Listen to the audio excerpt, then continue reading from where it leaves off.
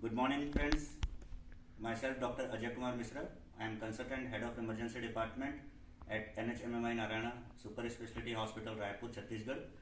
Today we will be discussing and going to learn about how I do a shoulder dislocation reduction.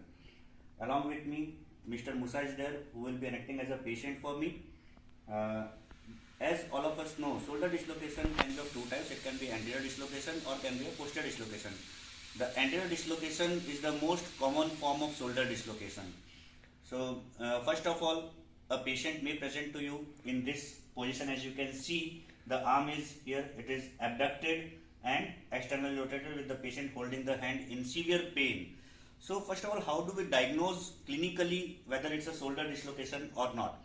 So, if it's an anterior shoulder dislocation, we can see the rounding of the glenohumeral joint here, of the shoulder joint, will not be there. The round contour will not be there.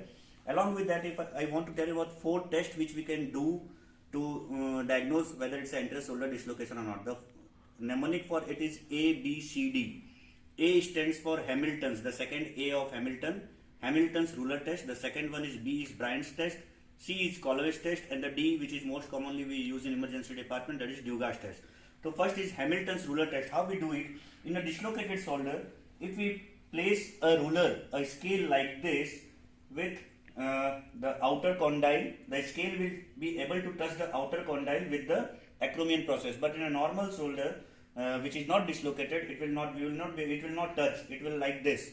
Okay, so that is Hamilton's ruler test. If it touches, that means there is an anterior shoulder dislocation.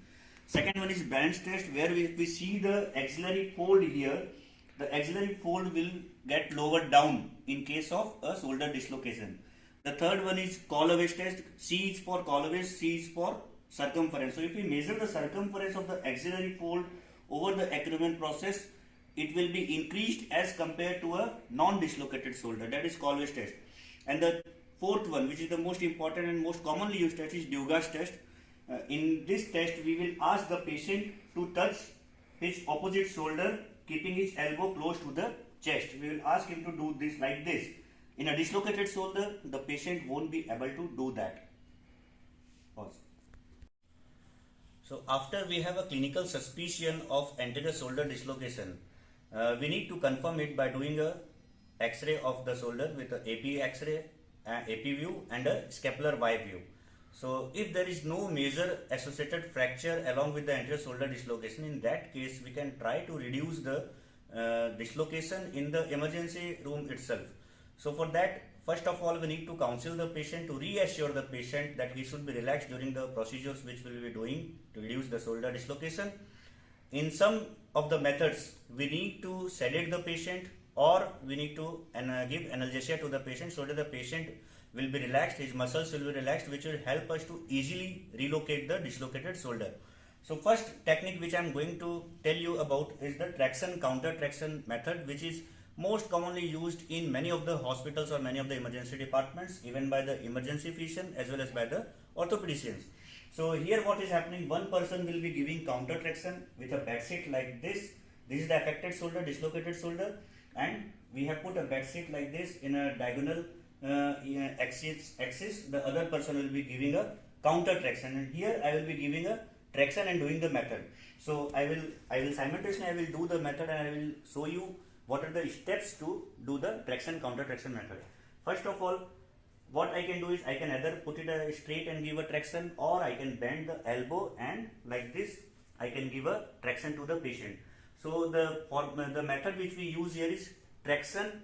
The sequence is traction, external rotation, adduction, and then internal rotation. So this will be how I will be doing it. I will be giving constant traction in this direction in the axial plane of the glenohumeral axis like this, and then I will be giving external rotation. This is the external rotation I have done. Then I will do the adduction followed by a internal rotation, and I will feel a click at the joint, shoulder joint, when it gets relocated. So this is how the traction counter traction method is being done. 3. The second technique which we are going to learn is Stimson technique, where if suppose the emergency department is very busy, we don't have much time and moreover the patient muscles are not relaxed. In such cases, we can use the Stimson technique, which is little bit time taking procedure, but it's a very reliable and authentic procedure where the shoulder dislocation can be reduced easily. So what we can do is ask the patient to lie in a prone position with his hand, the dislocated hand, shoulder hand limb hanging down like this. What we need to do is we need to provide traction, continuous traction to this limb, to the dislocated shoulder limb. What we can do is we can use weight or any objects like sandbag of around 5 to 10 kgs in a sequential manner. First we will use a 5 kg weight. We will tie it at the wrist end and just leave it like that. I will go back, attend some other patient, come back after 5 to 10 minutes and see how it is, whether the muscles are relaxed or not, and whether the dislocation has been reduced or not, the pain has been reduced or not. Suppose if I feel that it has not been reduced, what I will do, I will attach another 2.5 kg of weight here. Again I will go back, I will see my other patient, I will do my other work, or I will have a cup of coffee. I will again come back and I will again attach a 2.5 kg of weight here and then leave it for next 10 to 20 minutes. And after that, after the 10 to 20 minutes, I will come back again and I will see whether it has been reduced or not. Most of the time with this method, after a period of around 15 to 20 minutes, the shoulder dislocation gets reduced on itself. Here I can do a little bit of scapular manipulation also, where I can just press the tip of the scapula medially like this, and it will help in the reduction of the shoulder dislocation. 3. The third technique which we are going to learn is Mills technique. In this technique, what we are going to do, the patient will be lying in the supine position. We can give little bit of analgesia or sedation if required.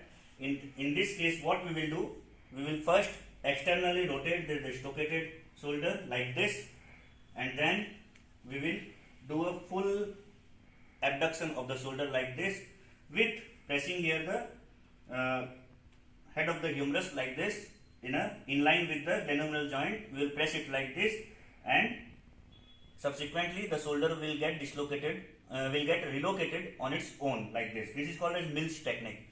Full external rotation, full overhead abduction, and simultaneously applying pressure over the humeral head here in line with the glenohumeral axis like this. So this is called as Mills technique. 3.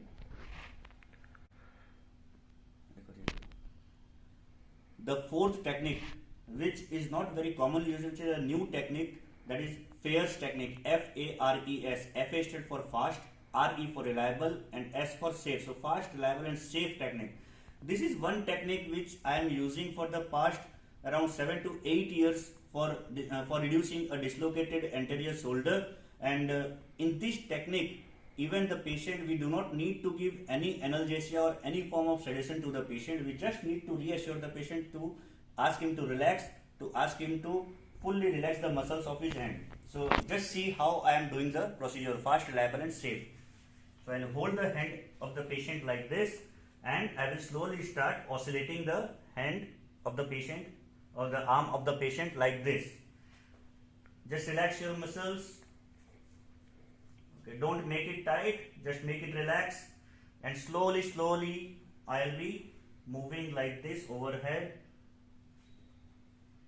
I'll keep on oscillating like this, up and down, up and down. When I reach around 90 degree, at that point of time, I will just do a external rotation of the arm. I'll give a little bit of traction here. Continue doing the oscillation movement here, to and up and down, and then after the external rotation with little bit of traction, I will go overhead around 120 degrees like this. Relax your muscles. Okay, do you feel any pain relieved? Like this, I will do it up and down, and here I feel the click. So this is how I do a FARES technique.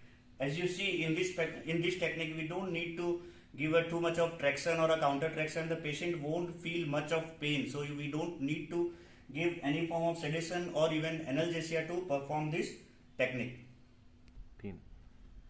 So these were some of the techniques which can be used in the emergency room itself to relocate a dislocated shoulder.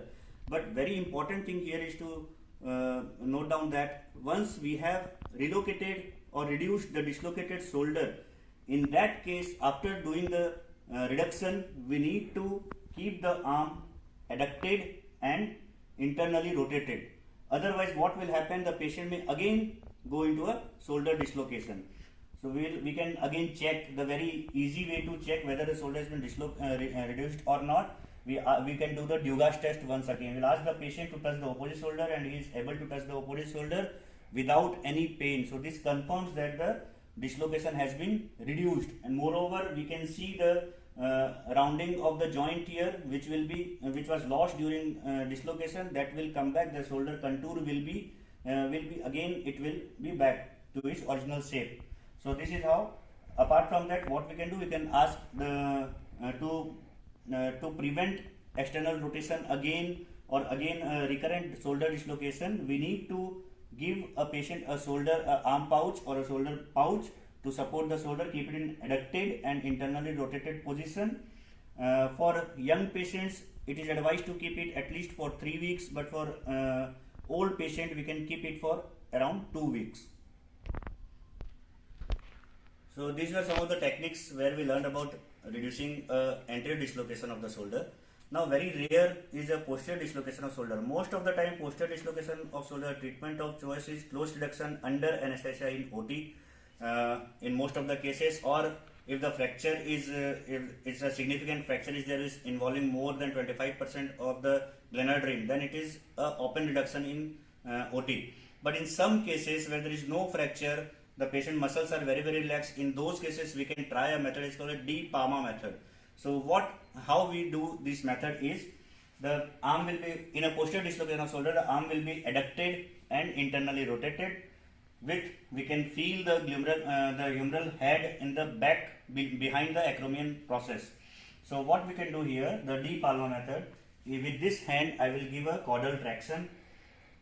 I will keep the limb adducted, internally rotated, and I will give a traction, caudal traction with this hand, and by this hand with the upper arm, medial side of the upper arm, I will give a lateral traction which will help in disengaging the humeral head from the glenoid fossa and subsequently extending the arm, and it will fall in line. And then I will put the hand again adducted and internal rotation position with a arm pouch I will provide to the patient so that it will not get dislocated again. As most of you know, posterior dislocation of the shoulder is very uncommon. It happens most of the time if there is a very significant injury pushing the shoulders back. Most of the time it is associated with like seizures, or in case of major traumas to the shoulder, it can happen. So here we have learned how to reduce anterior dislocation shoulder, how we can diagnose, and how we can diagnose a posterior dislocation shoulder. Thank you very much, and I want to thank Mr. Musa for acting as a patient in this video for all of us. Thank you, Mr. Musa, and I want to thank all of you for this patient learning. Thank you.